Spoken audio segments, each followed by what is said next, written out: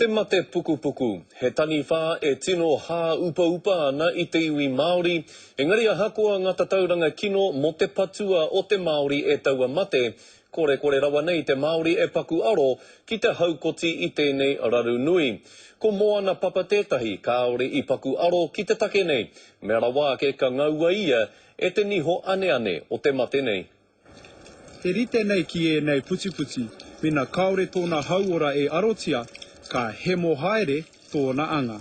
I was surprised, I was stunned, the world stopped at that moment. Kaore a moana I tae noa ki te kau mā tuatanga I tana pāngia e te mate pukupuku. A e rite ana ia ki te mano o ngā Māori, kaore I te whakamātauria o te mate pukupuku. I didn't think it was actually referring to me. I was 32 years old, I was young, relatively healthy. Ko te āwanga nui I waenga nui I te iwi Māori, ko te maha o ngā tāngata e mate ana I te mate pukupuku. I te rātau, he maha ake ngā tāne o tauiwi I pāngia I tēnei mate, ki tā te iwi Māori.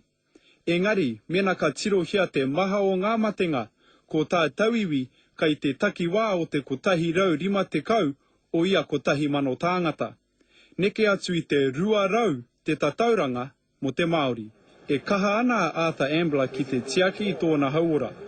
Koira I mua tai te kitea o tēnei mate I roto I aia. I think I could be one of the lucky ones that should go through that end. Me te kōrero whakatena I te iwi Māori. Go and get regular health checks. I can't say it enough. There is nothing more important when you don't have it, your health. Tama tū, tama ora, tama noho, tama mate. He tā Gardner, te karere.